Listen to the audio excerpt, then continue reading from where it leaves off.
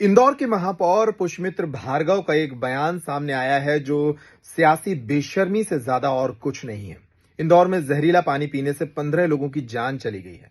200 से ज्यादा लोग अस्पतालों में भर्ती हो चुके हैं और इंदौर के जनप्रतिनिधि जो जनता के नुमाइंदे हैं वो या तो हंस रहे हैं या झूला झूल रहे हैं या गालियां दे रहे हैं। और पुष्यमित्र भार्गव जिन पर इस शहर की जिम्मेदारी है और जो सबसे आगे खड़े होते हैं जब इस शहर को साफ सफाई के मामले में भारत के सबसे साफ शहर होने का तमगा मिलता है, वो कह रहे हैं कि अधिकारी उनकी बात नहीं सुन रहे थे।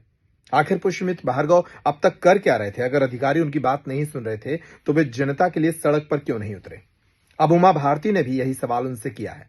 उमा भारती ने अपनी ही सरकार को घेरा है और खासतौर पर इंदौर के नुमाइंदों को घेरा है जो इतनी बड़ी वारदात के बाद भी बेशर्मी भरे बयान दे रहे हैं।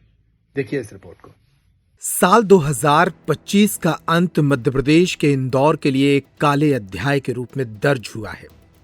जिस शहर ने स्वच्छता में 7 आसमान छुए, वही शहर अपने नागरिकों को पीने का साफ पानी मुहैया कराने में नाकाम रहा। भागीरथपुरा क्षेत्र में नर्मदा पाइपलाइन में सीवेज का जहरीला पानी मिलने से करीब 15 लोगों की जान चली गई और सैकड़ों अस्पताल पहुंच गए।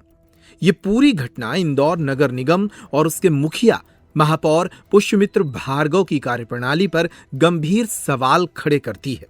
अपनी जिम्मेदारी संभालने के बजाय महापौर का सिस्टम पर गुस्सा निकालना और काम नहीं कर पाने की लाचारी जताना उनकी प्रशासनिक विफलता का सबसे बड़ा प्रमाण बनकर उभरा है। सबसे पहले बात करते हैं महापौर पुष्यमित्र भार्गव की। गुरुवार को रेसिडेंसी कोठी में हुई आपात बैठक में महापौर भार्गव का गुस्सा 7वें आसमान पर था, लेकिन ये गुस्सा उनकी अपनी ही टीम को नियंत्रित न कर पाने की कमजोरी को दर्शाता रहा। महापौर ने एसीएस संजय दुबे के सामने स्वीकार किया कि नगर निगम के अधिकारी उनकी सुनते ही नहीं है। उन्होंने यहां तक कह दिया कि वे ऐसे सिस्टम में काम नहीं कर सकते और अपना संदेश मुख्यमंत्री तक पहुंचाने की बात भी कही। महापौर ने कलेक्टर शिवम वर्मा पर भी आरोप लगाया कि 2 दिन पहले सूचना देने के बाद भी कोई कार्रवाई नहीं हुई। हालांकि सवाल ये उठता है कि शहर के प्रथम नागरिक होने के नाते क्या महापौर की जिम्मेदारी सिर्फ मैसेज करने तक सीमित थी? एक ओर भागीरथपुरा में लोग दम तोड़ रहे थे, वहीं दूसरी ओर नगर निगम में एक अपर आयुक्त 5 विभागों का प्रभार संभाले बैठा था। महापौर का यह स्वीकार करना कि अधिकारी काम नहीं करना चाहते, सीधे तौर पर उनके नेतृत्व क्षमता पर सवाल उठाते हैं।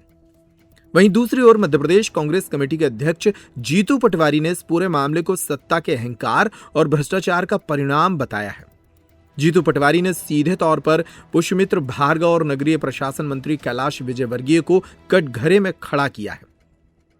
उन्होंने आरोप लगाया कि भाजपा रणनीतिक तौर पर अधिकारियों के मत्थे दोष मढ़कर अपनी जवाबदेही से भाग रही है।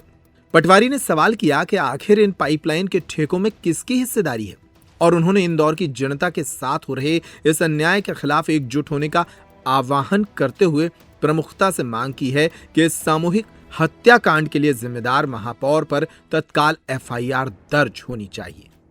इसके अलावा मध्य प्रदेश की पूर्व मुख्यमंत्री और भाजपा की वरिष्ठ नेत्री उमा भारती ने भी इस घटना को पूरी व्यवस्था के लिए शर्मनाक और कलंकित करने वाला बताया है। उन्होंने सोशल मीडिया पर कड़ा रुख अपनाते हुए कहा कि इंदौर जैसे शहर में जहरीला पानी पीना और उससे मौतें होना एक ऐसा पाप है जिसका घोर प्रायश्चित करना होगा। उमा भारती ने स्पष्ट किया कि किसी की जिंदगी की कीमत 2 लाख रुपए का मुआवजा नहीं हो सकती। उन्होंने मांग की है कि नीचे से लेकर ऊपर तक जो भी इस लापरवाही में शामिल अपराधी हैं, उन्हें कड़ी सजा दी जाए। उन्होंने इस पूरे मामले को मुख्यमंत्री मोहन यादव के लिए परीक्षा की घड़ी बताया है, लेकिन उनका इशारा साफ तौर पर स्थानीय निकाय के उन अधिकारियों की ओर है जिनकी लापरवाही ने हंसते खेलते परिवारों को उजाड़ दिया। उमा भारती के कड़े तेवरों ने यह साफ कर दिया कि इंदौर नगर निगम की इस अक्षम्य गलती को किसी भी सूरत में माफ नहीं किया जा सकता। तक 15वीं मौत हो चुकी है वहाँ पर।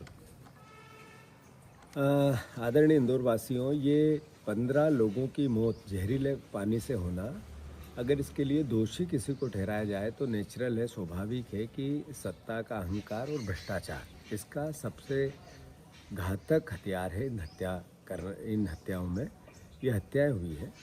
और मैं मानता हूं कि अभी महापौर जी की कैलाश विजयवर्गीय जी की जनप्रतिनिधियों की कल एक मीटिंग हुई इंदौर के रेसिडेंसी पे। तो उन्होंने महापौर जी ने कहा कि कलेक्टर हमारी नहीं सुनते हैं, कमिश्नर हमारी नहीं सुनते हैं, अधिकारी हमारी नहीं सुनते हैं। फिर कैलाश विजयवर्गीय जी ने भी कहा कि कोऑर्डिनेशन की कमी है अधिकारी और महापौर जी में। फिर मोहन यादव जी ने अपने बयान में भी ये कहा कि अधिकारियों की कमी है, हम ज़्यादा अमला भेजने वाले हैं।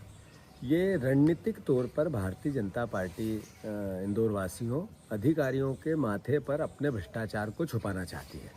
मैं आप सबसे आग्रह करना चाहता हूँ कि अधिकारी भी दूध के धुले नहीं हैं, लगातार यहाँ बैठे हुए हैं तो भ्रष्टाचार के हिस्सेदार हैं।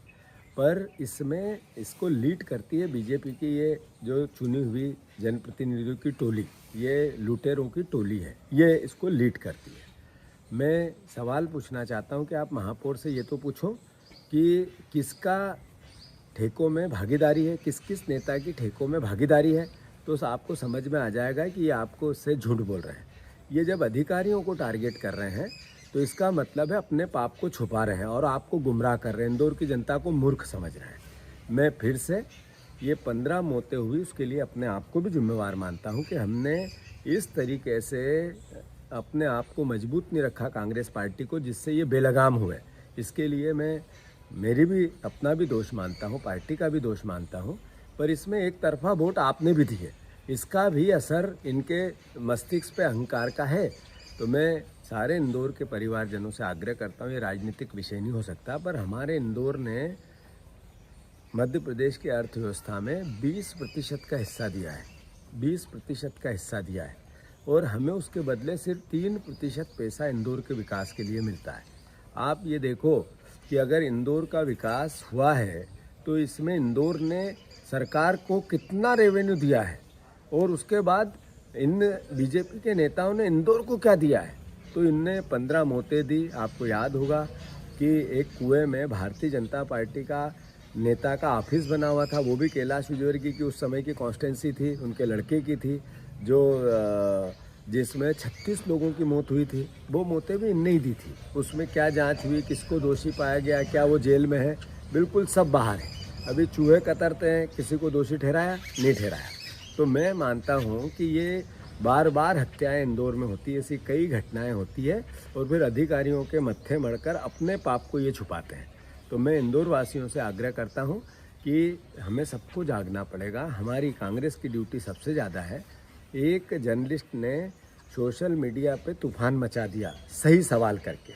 तो मैं मानता हूँ कि हम सबकी जिम्मेवारी आज इंदौर के अहंकार और भ्रष्टाचार से निजात पाने के लिए इस प्रयास की है कि 15 मौतों की शहादत को हम जाया न जाने दें।